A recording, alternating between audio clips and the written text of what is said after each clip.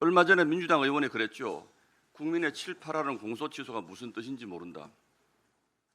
잘 모르니까 우리가 주는 대로 그냥 받아 먹을 것이다. 뭐 이런 뜻 아닙니까? 국민들은 광주 전남으로 가는 것을 문제 삼는 게 아닙니다. 이것이 왜 광주 전남으로 가야 하는지, 국가 백년대계와 어떤 관련이 있는 것인지, 그리고 적어도 그런 입지를 결정했다면 기업들이 자발적으로 우리는 어디로 가겠다라는 입지를 결정하는 것이 맞습니다. 그런데 왜 정부가 나서서 이것을 발표합니까? 오늘 아마 발표할 예정인 것으로 알고 있는데 그 숫자가 어마어마할 것이라고요? 특이한 것이 하나 더 있습니다. 김용범 정책실장입니다. 이분은 정책실장이라는 본분을 완전히 잊었습니다. 야당을 계속 언론에 나와서 공격합니다. 직접 나와서 공격합니다. 그것도 지난주에는 김어준의 뉴스공장 대표적인 친여 매체에 나와서 야당을 공격합니다. 가장 대표적인 말이 정치 이념의 프레임으로 이 사안을 보면 안 된다고 얘기합니다. 자, 그럼 정치 이념 빼고 얘기해 봅시다. 광주 전남으로 가야 되는 이유가 뭡니까? 이거 김용범 정책실장 설명할 수 있습니까? 대한민국의 광주 전남이 수천조 반도체 투자의 최적지라는 거 누구 판단으로 그렇게 결정을 하신 겁니까? 저는 지난주에 김용범 정책실장의 즉각 사퇴를 촉구한 바 있습니다.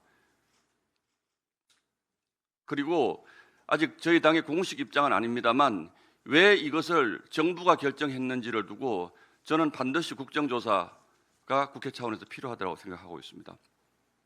왜 광주 전남이 최적지인지에 대한 하나의 예를 들어 최적지라는 것에 대한 허구에 대한 하나의 예를 들어 보겠습니다. 이재명 대통령이 반도체에 가장 중요한 물 얘기합니다. 물이 가장 중요하다 그러죠. 광주 전남이 충분하다고 얘기합니다. 그런데 4대강 사업에서 영산강 보 만들었던 거 다 기억하실 겁니다. 그런데 문재인 정부가 2021년도에 그거 개방하라 그랬습니다. 개방이 아니라 사실은 해체입니다. 영산강보 해체하라 그랬습니다. 윤석열 정부 때인 2023년에 감사원이 감사해서 이거 잘못됐다 그래서 원상 복구하라 그랬습니다.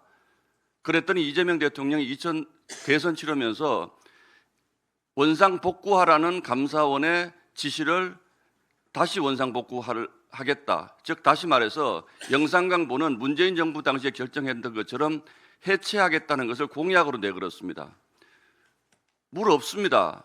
광주 전남에 물 부족하다는 것은 여러 보고서에 나와 있습니다.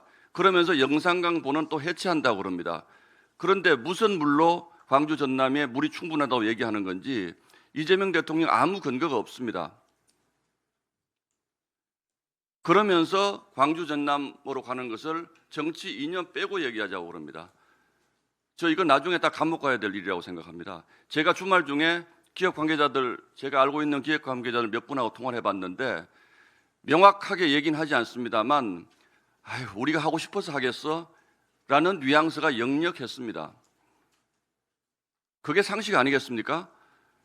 저는 그래서 이 문제를 김용범 정책실장이 말한 것처럼 이념, 지역 갈등 부분 빼고 왜 광주 전남으로 수천조 원의 대한민국 미래 백년대계 반도체 사업이 가야 되는지 지금부터 국민과 함께 다시 따져나가는 것이 맞다라고 생각을 합니다. 이상입니다.